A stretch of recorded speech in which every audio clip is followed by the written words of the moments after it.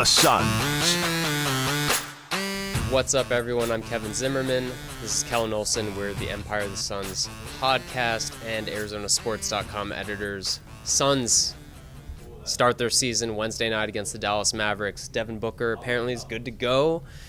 New coach, new GM, maybe a new point guard. What's your gut feeling as far as who's going to fill that point guard role? And obviously the addition of Jamal Crawford, that's not official yet, has something to do with that.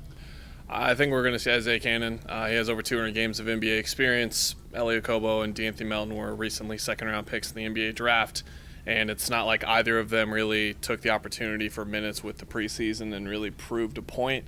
It's preseason basketball at the end of the day, but if one of them would have really just been a huge bright spot for the Suns, maybe you could talk yourself into them starting or having a real glut of the playing time, I guess is the right way to say it, because I think there's going to be 48 minutes of point guard play, and not all 48 is going to come from the point guards. I think maybe 30, you would say, maybe 25. We're going to see some Jamal Crawford probably in there. We're going to see some point Devin Booker. Maybe Josh Jackson will be the de facto ball handler on the floor at times. It's going to be mixed up, but I think Cannon is my pick right now. I think Jamal Crawford, the signing, people don't like it because he's old. He's not good at defense. Those things are true, but they need another ball handler. I think he's at least going to provide that much. He's not as bad a passer as people think. They could use another guy who can just score off the bounce along with Devin Booker, because there's not really anyone else after that. But then when you talk about who's going to be their playmakers, Igor Kokoshkov keeps saying Devin Booker, DeAndre Ayton is going to be even a playmaker at center, but those wings, and you wrote about this, those wings, a lot of questions about them, how they're going to use them, but also their roles and how big of a role they're going to have as far as making decisions.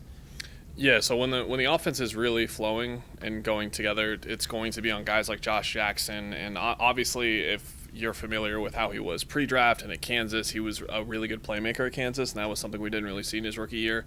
But even going beyond guys like him, like Mikal Bridges, Trevor Ariza, TJ Warren, who historically has averaged about like 1.3, 1.4 assists per game, which is very, very low for how much he has the ball.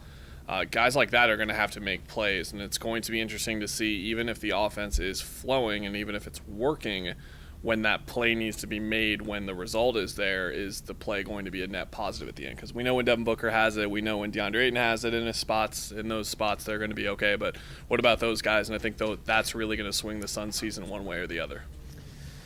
Obviously, the excitement about this season is Devin Booker, DeAndre Ayton. I think Booker, look, he's not statistically that far off from like Damian Lillard numbers where it's 25, 5, and 5. You shoot around 43, 44%, 38 or better percent from three, and that's pushing all-star status. I think he can be there. DeAndre Ayton, I think we agree, can be a double-double guy. He's just in the preseason, as much as that you might want to hold up back on making assumptions on that, is going to be a double-double threat, changes the way the Suns are going to operate. What do you expect from them, and what do you think they have to do to make this, say, a 30-win team, 31-win team that's 10 wins better than last year? The easy comparison is to Joel Embiid and Ben Simmons in Philadelphia, but obviously they won 50-plus games. Ben Simmons had a terrific rookie season. Joel Embiid was one of the 20 best players in the league, 25 best players in the league. I don't think we're going to see the Suns win 50 games, 40 games. But to win 30 games, they still need that level of performance from these guys. They need Devin Booker to really be a top 20, 25 player in the league, which he could be already. And then DeAndre Ayton for a rookie is going to need to be one of the 6, 7, 8 best centers in the league right away, which he certainly has the talent to give up and get to that point. But for him to take the next step, it's going to have to be defensively, where he's not only going to have to be avoiding what most rookie centers are, which is bad at defense, he's actually going to have to be good at times, and that's where you look at him playing next to Ryan Anderson and you get a bit worried and a bit skeptical, because one of his defining weaknesses coming out of the draft was his defensive instincts. So you look at him playing next to Anderson, a guy who is going to make Ayton use his instincts a lot because Anderson can't keep himself in front of guys a lot. That's where you worry. And to me, Ayton is just going to have to be a force offensively and on the glass, which he certainly can be. And that's why there is optimism around this team, despite the point guard situation and despite the lack of help elsewhere outside of those two guys. Final win predictions. I'm being pessimistic and going 29. I just don't believe in that group around them more than them, Booker and Ayton. I think they're going to be very good. There's just too many questions around them, even if you put some veterans like Trevor Ariza, Ryan Anderson, Jamal Crawford around them. So to pad my even worse win projection here, I'm just going to say Devin Booker at a point is going to be too good for the Suns to be bad. He nearly averaged 25 points, 5 rebounds, and 5 assists a game last year.